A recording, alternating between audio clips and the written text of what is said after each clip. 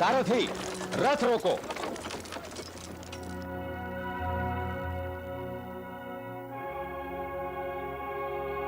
ठहरो।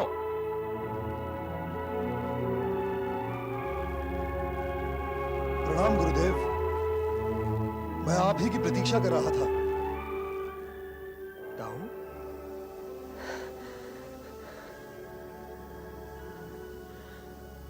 प्रणाम दाऊ।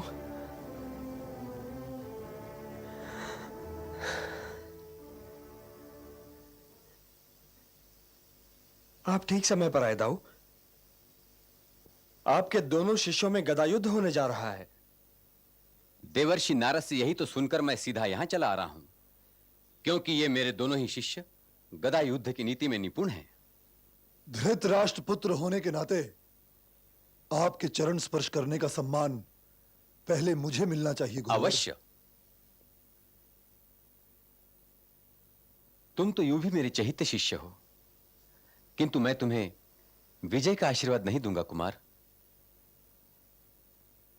मैंने आज तक इस युद्ध में विजय श्री के आशीर्वाद का कवच पहना ही नहीं गुरुदेव, परंतु आज का युद्ध तो विशेष है और मैं ये युद्ध विजय श्री के आशीर्वाद के बिना ही जीतना चाहता हूं। परंतु गुरुदेव,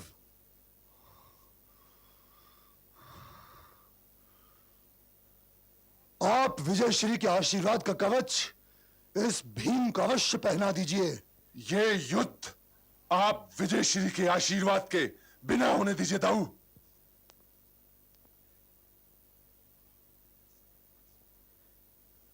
गदा युद्ध आरंभ हो।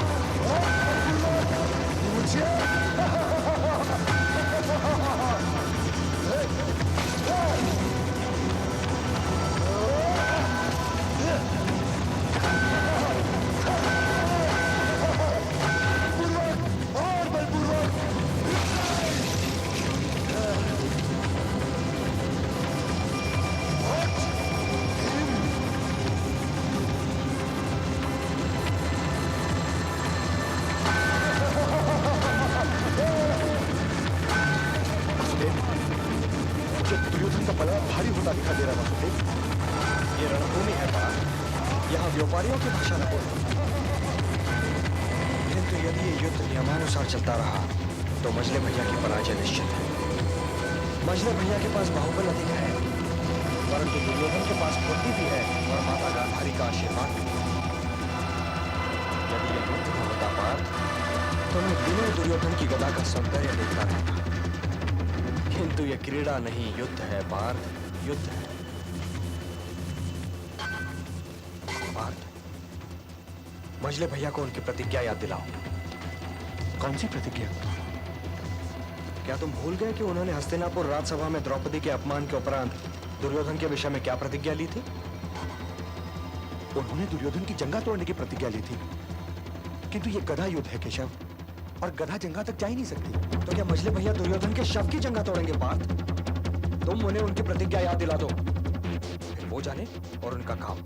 नहीं केशव, मैं ऐसा नहीं कर सकता। हाँ? तो युद्ध देखो।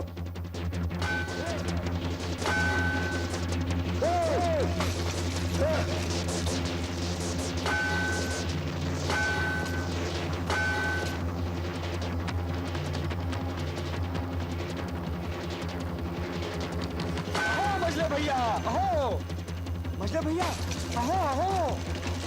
चिल्लाते क्यों हो अनुज? युद्ध देखो। दाऊ, मजले भैया का ये पैतरा तो अति प्रशंसनीय था दाऊ, देखिए ना।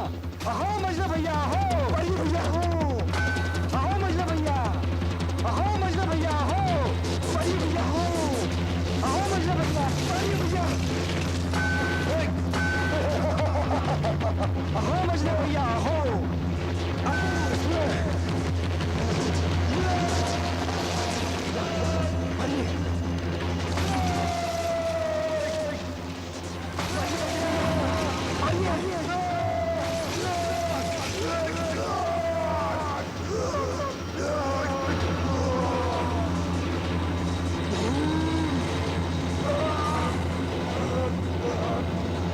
तुमने मुझे छल से मारा भीम।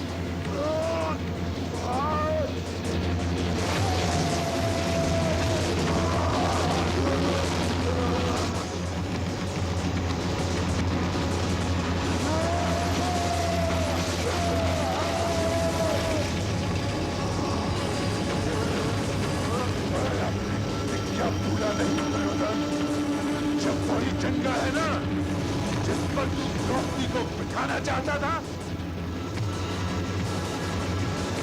नहीं भीम, नहीं, नहीं।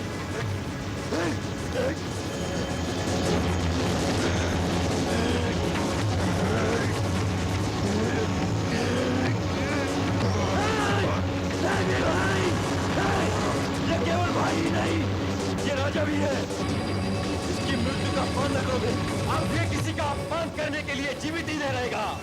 हे कौंतेय भीम, आज तूने अपने गुरुजनों का अपमान किया है। क्या आचार्य द्रोण और स्वयं मैंने तुझे ये शिक्षा नहीं दी थी कि गदा युद्ध कमर से नीचे नहीं उतरता?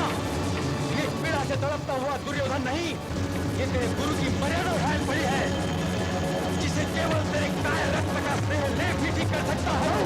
हट जाओ कृष्ण, आज मैं इस काय को जीवित नहीं छोड़ूंगा। मेरी बात सुन लीजिए दाऊ, फिर आप जो आज्ञा देंगे मैं उसका पालन करूंगा। क्या कहोगे तुम? और तुम कह भी कह सकते हो। आपका क्रोध सिरा आंखों पर दाऊ, फिर भी यदि आप ये आज्ञा देंगे तो मछली भैया स्वयं अपना सिर काट कर आपके चरणों में अर्पित कर देंगे। यदि पहले मैं जानता था कि तुम कोई न कोई किंतु अवश्य बीच में लाओगे। तुम ये भी जानते हो कृष्ण कि अब तुम इसके बचाव में कुछ भी नहीं कह सकते। यदि कुछ न कह सकता दाऊ तो आपके बीच में आता ही क्यों?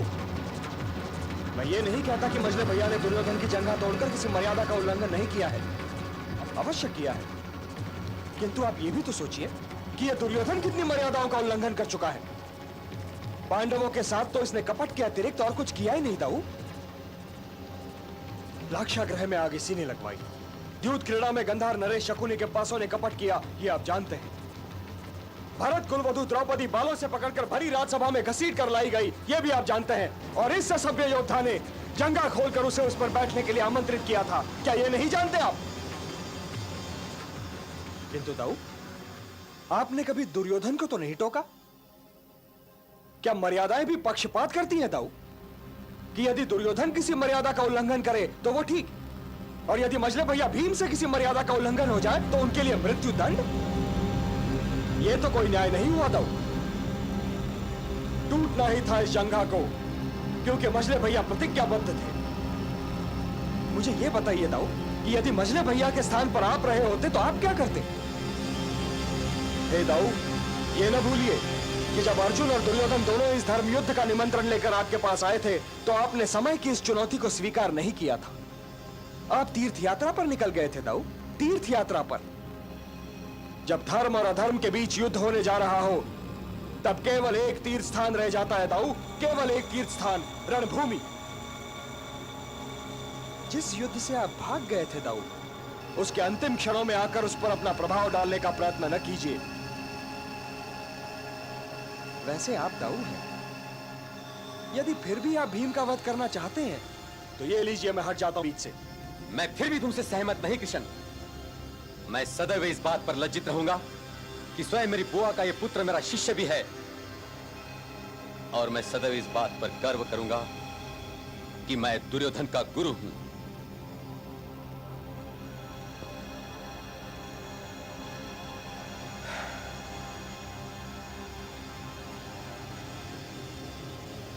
दाऊ की बात का क्या बुरा मानना मजले भैया?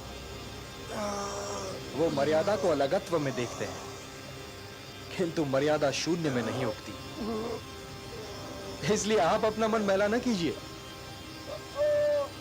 दुर्योधन को उसके मृत्यु के साथ अकेला छोड़ दीजिए, क्योंकि इसकी मृत्यु उसके पराजय से अधिक महत्वपूर्ण नहीं है। यह धर्म की विजय और अधर्म की पराजय का दिन है। सूर्यास्त भी सामने ही है, और विजय की पहली रात तो कौरव शिविर में ही बितानी चाहिए ना मजले भैया। चलिए। प्रण पूरा कर भीम ने जंघा डाली तो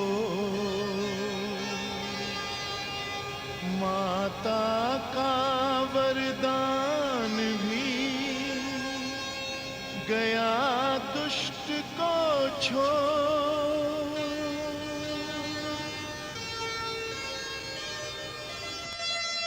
समझाया श्री कृष्ण ने क्रुद्ध न हो बलराम, ये तो है फल पाप का, यही न्याय का काम।